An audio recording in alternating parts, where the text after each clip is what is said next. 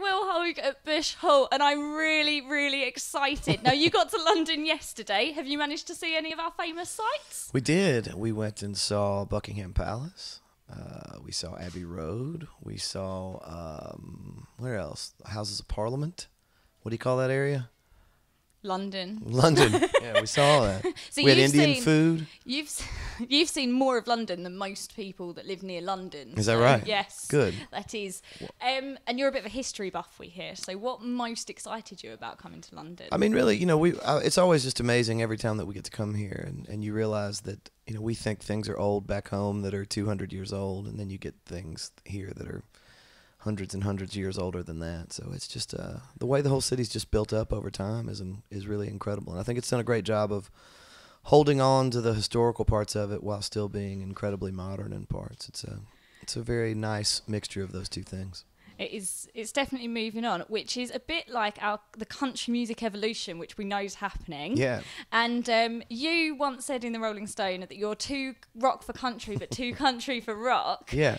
How do you think that since the evolution of country has kind of happened, do you fit into that music scene? Do you still think of yourself more as rock, or where would you place yourself? I don't know. I mean, I don't think a whole lot about it. I mean, I feel like that's more of a decision for the folks that buy records to really ultimately decide where I fit in. But I'm really flattered. I mean, as a native Nashvilleian that grew up with country music being a huge part of who I am, just as a fan and a listener, I mean, getting to be invited to that party at all is really special, because those fans, I mean, I think ultimately country fans are the ones that they want to hear great stories. They want to hear guys and girls that can sing. They want to hear a guitar solo and something that feels good. I mean, I think that's ultimately what I want my music to be. Whether you call that country or rock isn't really a factor for me. Your latest album, Small Town Dreams, Mm-hmm. which was released this year, reached 15, which in the US country. So you've definitely been embraced by country fans.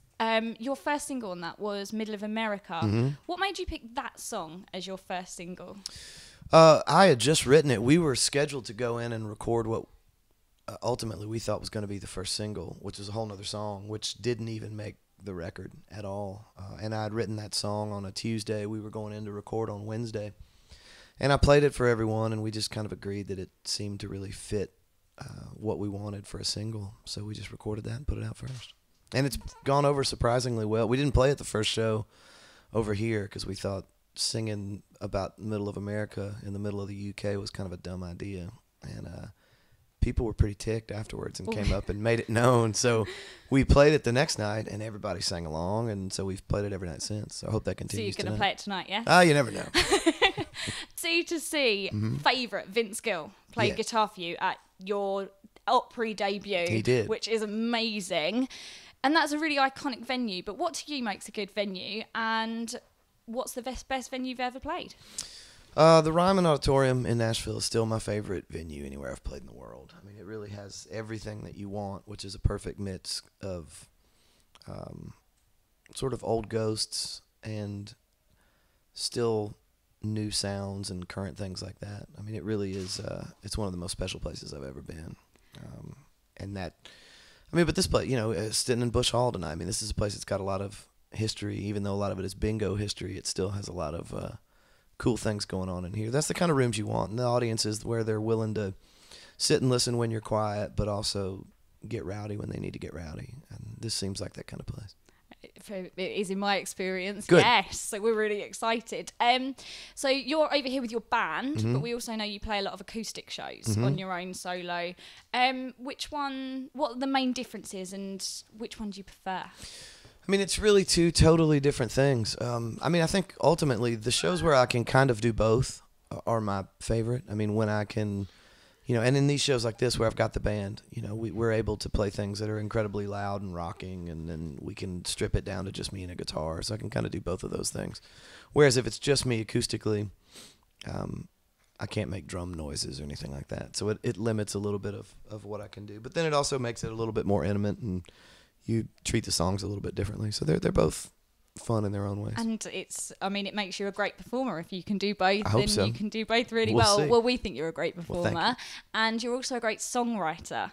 And we know you wrote the song Even If It Breaks Your Heart. How did it feel when that made #1 for Eli Young Band and when it was nominated for a Grammy? Yeah, that whole experience was really amazing. I mean, that was the first song that Eric Pasley and I wrote that together for my record, and it was the first song that either of us had that was cut by anybody else. And that was just a wild ride. I mean, really getting to see that. I mean, getting to even have a #1 single is something that's pretty amazing, especially when you're not really a country writer that's sitting down every day trying to write, the hits du jour. It was just really, really special, and it continued to get more and more so. Every time when it was #1, when it was just released as a single, that was a milestone. Then when it was a #1, it was an even bigger milestone. Then to get nominated for a CMA award was incredible. Then the ACMs was great, and then the Grammys, and it just kind of kept getting better and better. I wish we could take that roller coaster ride again at some point. Wish it could all be in a day's work. Yeah, every totally. day. Every day would be great. So we've got 3 really quick fire questions. All right. 1-word answer. Okay. Guitar or gun? Guitar. Golf or basketball? Golf. Fender or Gibson? Fender. And just before we let you go, because we know that you're That was really, easy. That was way easier than I was expecting it to be. So.